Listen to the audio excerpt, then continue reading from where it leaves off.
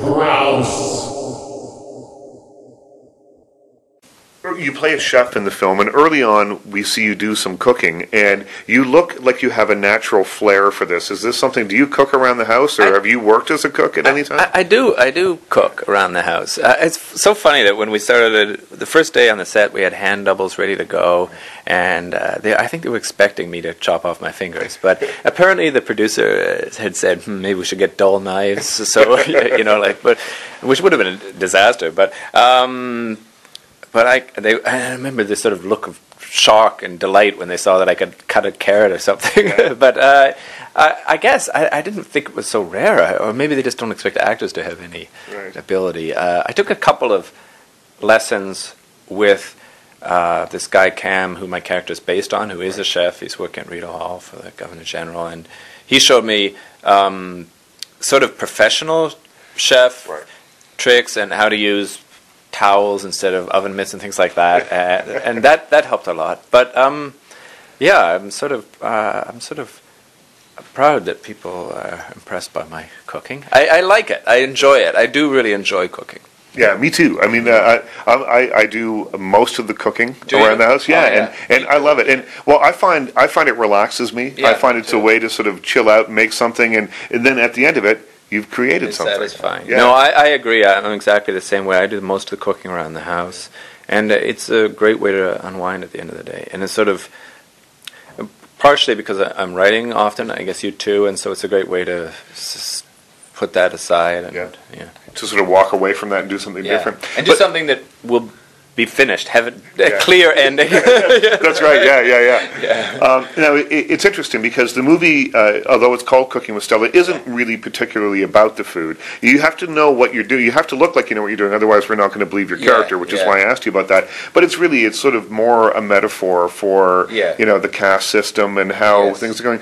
I think it's the idea, which is true, that food is a real equalizer, and I think Toronto's a good example of that as a sort of cross-cultural connection, and it's an equalizer between cultures, but also between classes, and even between genders. I think it's one of the rare things that is so concrete and so easy for everyone to understand that you can't help but sort of be united, bound together with if you're eating with someone or cooking with someone. Well, we definitely get a sense of that in the film. Your servant, she is your cook in the film. She's calling herself. Well, it's weird because the word servant just doesn't roll off our tongues very easily.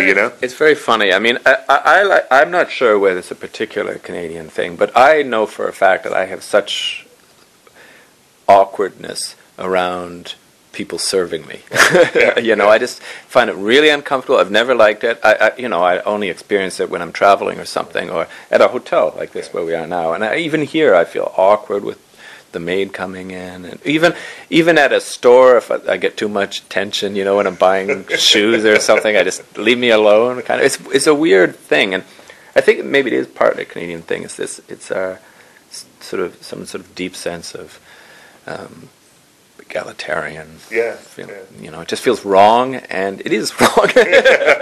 So that's right. But that's what I liked about this script. That it's very rare that you see sort of class address, especially in a comedy. And I thought sort of this idea of Canadians and Canadian diplomats.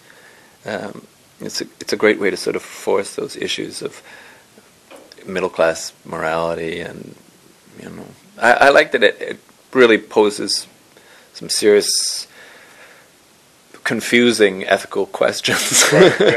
Well, we don't want to give anything away, but there are a number of confusing ethical conundrums brought up here. But what I thought was kind of interesting in terms of the class situation that the movie addresses is that in Canada, your character is someone who works in a domestic, a civil servant, but also he's a chef. So, and my wife is a civil servant, and I'm a chef, a serving or whatever. And yet, when you move to India, the woman who is doing essentially the job that you do at Rideau Hall, and it treats you, she calls you master, she calls you sir, and I thought that was an interesting way of sort of really kind of, in a subtle way, highlighting the differences in class between here and there. Yeah, I think absolutely. I think that was the idea, and that's why I'm drawn to her in the first place, and that's what makes the relationship initially so uncomfortable, that I respect her cooking, and it's just so it's sort of a personal insult when